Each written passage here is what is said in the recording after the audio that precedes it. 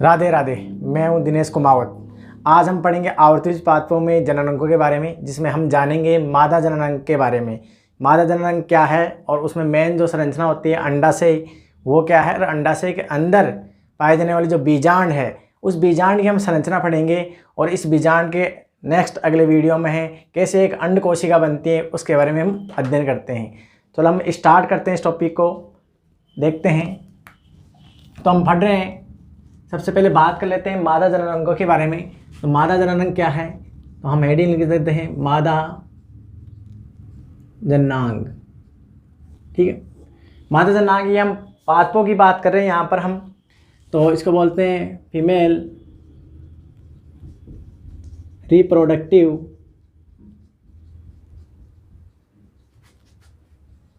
Organ. Female reproductive organ की बात कर रहे हैं, ठीक है। और हम बात करें पादपों में, आवर्तबीजी पादपों में।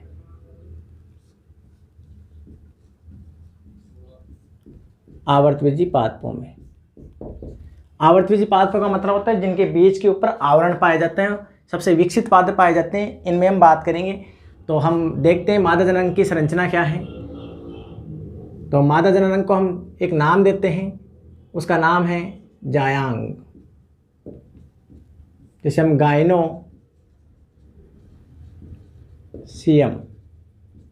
गायनोसियम, जहाँ भी हम गायन शब्द लिखते हैं, ये गायन शब्द किसके लिए आता है, स्त्री के लिए, ठीक है, या मादा जननांग के लिए आता है, ठीक है। अब हम जायांग की बात करें पुष्पों में, तो कौन सी संरचना दिखाई देती है। देखो हम देखेंगे डायग्राम समझे तो आप देखोगे कि एक पुष्प जो है एक मेन भाग होता है पादप का जननांगों के लिए। तो इसमें हम ऐसी संरचना पाई जाती है, देखते हैं हम संरचना को और समझते हैं ध्यान से।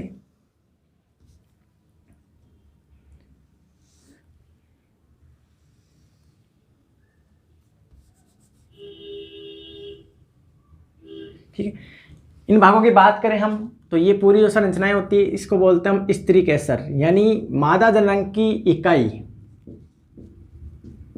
वो होती है, उसको स्त्री केसर बोलते हैं हम। इसे स्त्री केसर यानी पिस्टिल या कार्पल को हम बोलते हैं अंडप, ठीक है। इसे गुरु बीजाणुपर्ण भी कह सकते हैं हम। क्या कह सकते हैं, गुरु बीजाणुपर्ण, गुरु बीजाणुपर्ण भी कह सकते हैं। तो इसके 3 भाग होते हैं। सबसे शीर्ष भाग पर जो पाया जाता है उसको हम बोलते हैं वर्तिकाग्र यानी स्टिग्मा। मध्य जो भाग होता है उसे बोलते हैं हम वर्तिका यानी स्टाइल, और नीचे जो भाग दिखाई देता है उसे बोलते हैं हम अंडाशय यानी ओवरी। तो पादपों में देखेंगे हम कि मादा जननांग होता है, उसकी एक इकाई को हम क्या बोलते हैं, स्त्री केसर। और स्त्री केसर के 3 भाग होते हैं। सबसे शीर्ष भाग पर जो होता है उसको वर्तिकाग्र बोलते हैं, मध्य एक तंतु के समान संरचना देखिए उसे वर्तिका बोलते हैं, और अंडा से निचले संरचना होती है। तो वर्तिकाग्र क्या है, वर्तिकाग्र की बात करें हम तो ये क्या है, परागण क्रिया के लिए पराग नलिका का परिवर्धन होता है, पराग नलिका का परिवर्धन होता है यहाँ पर। इसके अलावा पराग कण इस पराग नलिका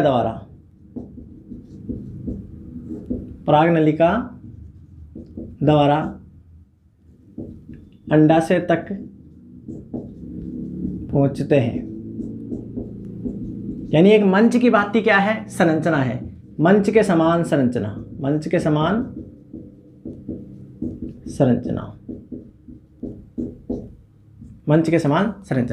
मान लो कि ये परागकण है, ये यहाँ पर आकर क्या है, अंकुरित हो जाते हैं। हम कह सकते हैं कि पराग नलिका का या पोलन ट्यूब का निर्माण हो जाता है, ठीक है। ये आपको जो लंबी सी संरचना दिख रही है इसको हम बोलते हैं वर्तिका। क्या बोलते हैं, वर्तिका। ये क्या है, नलिका रूपी संरचना है, नलिका रूपी संरचना, जो क्या करेगी, पराग कणों को या पराग नलिका को मार्ग प्रशस्त करेगी, आगे तक पहुंचाने का काम करती है बीजांड। अभी यहाँ की बात करेंगे हम। लास्ट का जो मेन मुख्य भाग होता है उसे बोलते हैं अंडाशय। ठीक है, तो अंडाशय की बात करें तो ये फूली हुई यानी स्त्रीकेसर के आधारी भाग फूला हुआ होता है, जो पुष्पासन पर यानी थैलेमस पर देखो थैलेमस कहाँ है, अगर बात करें हम तो यहाँ पर है थैलेमस।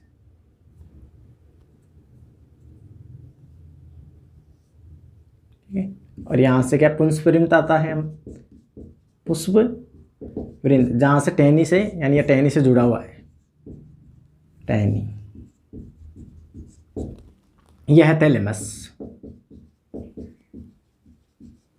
ठीक है, तो पुष्पासन पर अवस्थित होता है।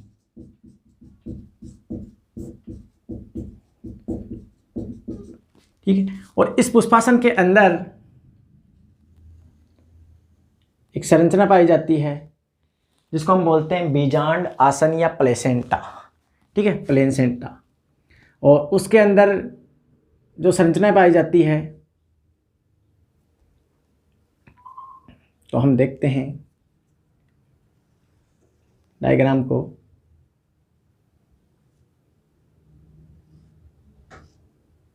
ये देखो, ये कोशिका दिखाई दे रही है आपको। तो ये हम क्या है, ये एक प्लेसेंटा है, बीजांड आसन, और इसके अंदर जो संरचना है उसको बीजांड बोलते हैं। और हम अब इसी की चर्चा करेंगे और बीजांड की संरचना यानी ओव्यूल की संरचना समझेंगे।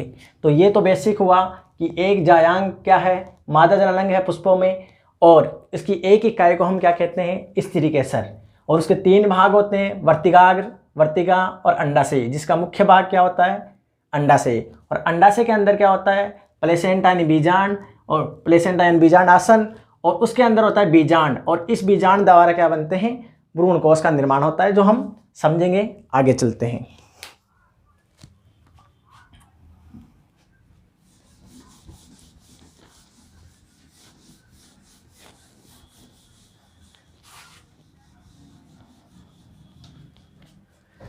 आगे चलते हैं, हम समझते हैं इस भाग को। तो यह है बीजांड। ठीक है, तो हम यहां से समझ सकते हैं इसको, बीजांड की आंतरिक संरचना। देखो बीजांड भी कहते हैं इसे, द स्ट्रक्चर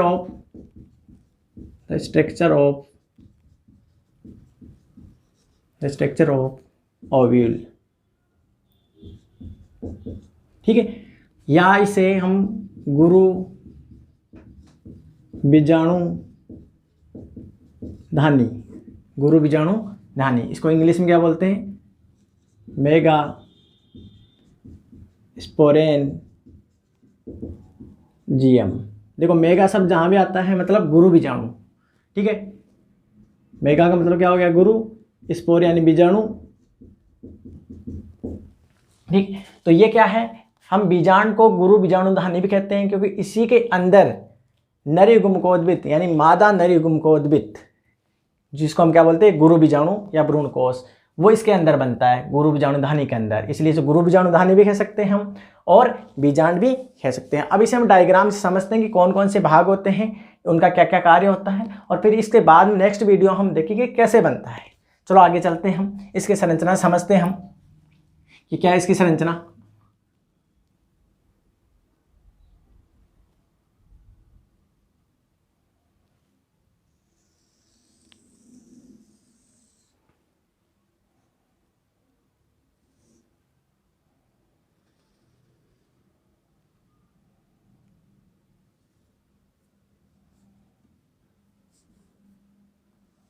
देखते हैं, हम संरचना को समझते हैं।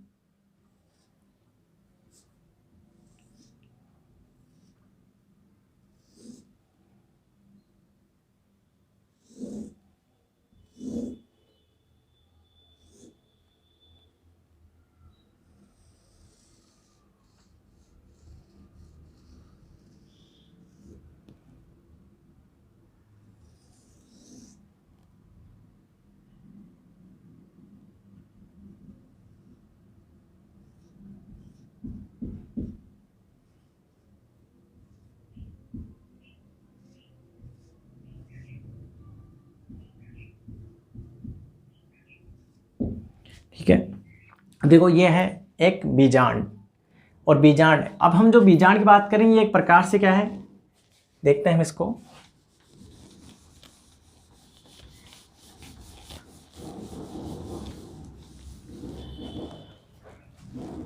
बीजांड की बात करें तो ये जो बीजांड देख रहे हैं हम, बात करें इसकी तो कौन कौन से हैं। ये प्रति बीजांड की संरचना है। देखो बीजांड की संरचना अलग अलग होती है। प्रति बीजांड की संरचना, तो ये प्रति बीजांड है, ठीक है, इसकी बात कर रहे हैं। सबसे पहले बात करेंगे इसके कौन कौन से भाग हैं। हम देखें यहाँ पर सबसे, आप देखोगे कि अभी हम डायग्राम से यहाँ बात कर रहे थे और हमने यहाँ पर कहा था प्लेसेंटा, ठीक है, यहाँ जो संरचना बनी हुई है। तो प्लेसेंटा क्या है,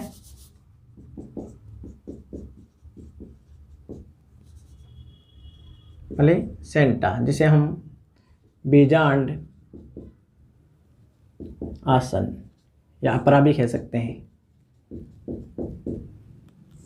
तो हम इसकी परिभाषा लिख सकते हैं,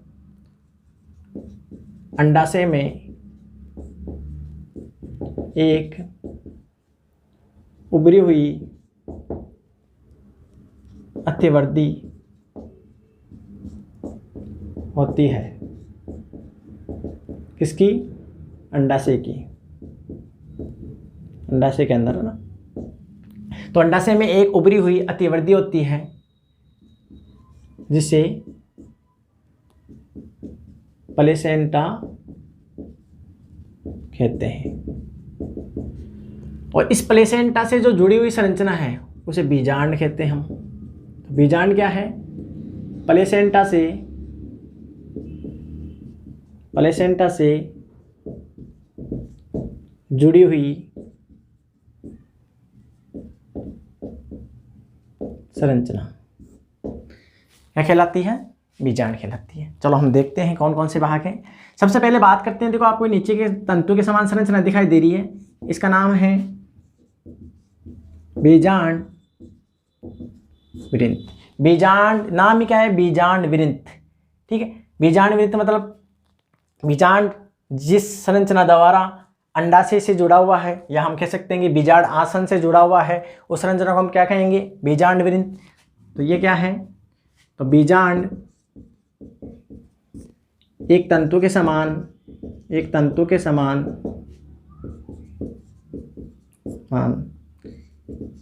बीजांड आसन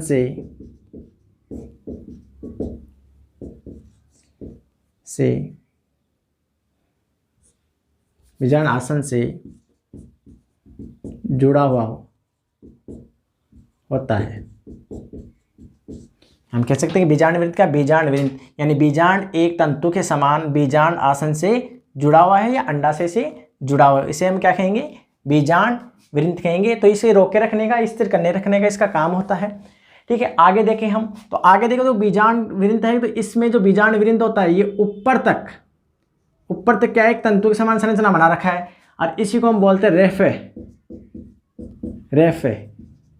राफे या रेफे। कई बार कंपटीशन में पूछ लेते हैं बीजांड की जो अतिवर्दी पाई जाती है, ठीक है, उसे क्या बोलते हैं, तो उसे क्या बोलते हैं हम, रेफे। तो ये किसकी अतिवर्दी है, बीजांड वृंत की। अब आगे देखें हम, तो इसके हम लिख सकते हैं, वैसे यहाँ पर लिख दे देंगे हम, बीजांड वृंत की अतिवर्दी, ठीक है। आगे हम देखें, यहाँ पर ध्यान से देखेंगे इस भाग को, ठीक है। तो आपको देखो ये शीर्ष भाग हो गया, ये इधर का भाग है, यानी ये बीजांड वृंत के पास में जो आपको ये भाग दिख रहा है, ये इस भाग की बात कर रहा हूं मैं। इस भाग को बोलते हैं हम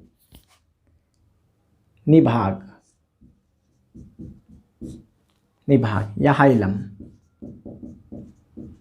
तो हाइलम क्या है, बीजांड वृंत के पास पाए जाने वाला भाग। तो हम परिभाषा लिख सकते हैं, बीजांड वृंत के पास पाई जाने वाली संरचना क्या कहलाती है, हाइलम या निभाग कहते हैं। इस बीजांड वृंत के पास में क्या एक छिद्र के समान संरचना पाई जाती है। इस छिद्र के समान संरचना को हम क्या बोलेंगे, बीजांड द्वार। बीजांड द्वार यानी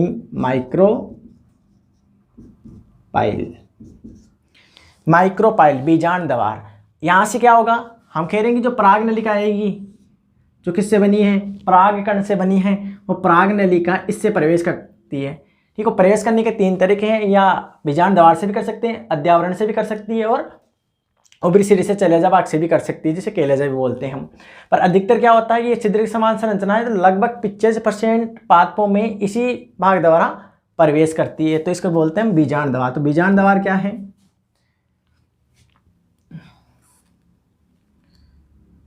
निभाग क्या केलेजा, जिसे हम चलाजा भी कहते हैं, चलाजा के विपरीत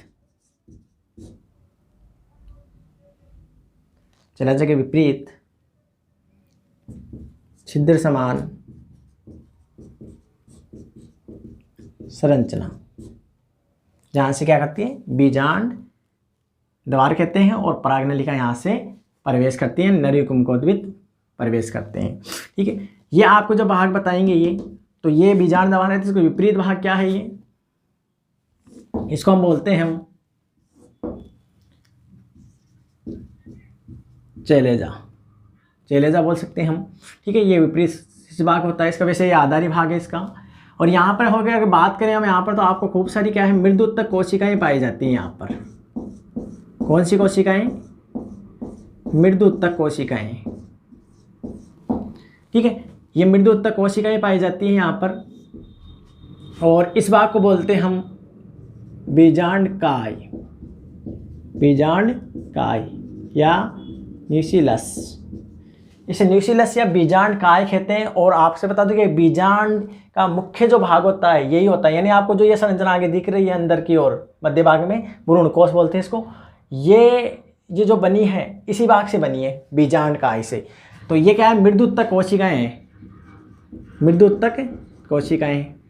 ठीक है, तो मृदु उत्तक कोशिकाएं, तो मृदु उत्तक हम जानते हैं कि एक सरल उत्तक का प्रकार है, पेरेन्काइमल सेल्स बोलते हैं जिन्हें, जीवित उत्तक होते हैं। ठीक है, तो ये बीजांड काय की जो कोशिकाएं हैं, ये मृदु उत्तक कोशिकाएं, ये क्या बनाती है, इस भ्रूणकोश को बनाती है। हम नेक्स्ट वीडियो में देखेंगे इसको। ठीक है, इसी प्रकार आप जब देखोगे इसके साइडों में आपको जो आवरण दिख रहे हैं, इन्हें बोलते हैं अद्यावरण। क्या बोलते हैं, अद्यावरण,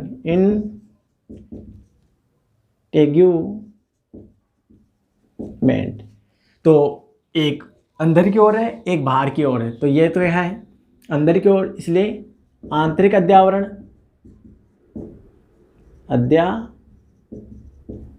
आवरण, और ये क्या है, बाहरी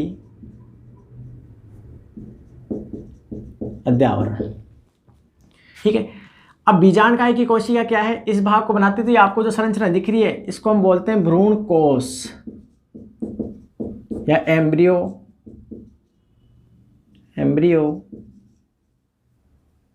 सेक यानी कोश, एम्ब्रियो यानी भ्रूण, इसलिए भ्रूणकोश बोलते। ये भ्रूणकोश इस बीजांड काय की कोशिका द्वारा ही बनाया गया है। तो कौन कौन से भाग होंगे, देखो बीजांड द्वार भाग हो गया, जो इस चेलेजे का विपरीत भाग होता है, जहाँ से पराग नलिका प्रवेश करती है। बीजांड वृंत हो गया, जहाँ से क्या है, ये बीजांड या गुरु बीजाणुधानी जुड़ी होती है अंडाशय में। इसका रेपे क्या है, रेपे उभरी हुई संरचना है। ये अद्यावरण पाए जाते हैं, जैसे बाहरी अद्यावरण और आंतरिक अद्यावरण। और आपको बता दें, जब एक बीजांड से बीज बनता है, यानी एक परिपक्व बीजांड को हम बीज कहते हैं, यानी बीज किसे कहेंगे, बीजांड को बीज कहेंगे, यानी बीज का निर्माण करता है। और इसके अद्यावरण, बीज के आवरण, जिसे हम टेस्टा और टेगमेन कहते हैं, यानी बाहरी आवरण और आंतरिक आवरण, जो हम नेक्स्ट वीडियो जब बनाएंगे जब देख लेंगे। इसी प्रकार ये संरचना हमने कि ये 7 कोशिका 8 केंद्रिक अवस्था बनी है, जिसको भ्रूणकोश कहते हैं। ये इससे बनी है, हम कैसे बनी है इसको हम समझेंगे हम नेक्स्ट वीडियो में। तो आप बने रहिए हैं एबेल क्लासेस के साथ, और राधे राधे। और सब्सक्राइब ना भूले, आप सब्सक्राइब करते रहे और वीडियो को शेयर ज़रूर करें अगर आपको अच्छा लगा हो तो। धन्यवाद।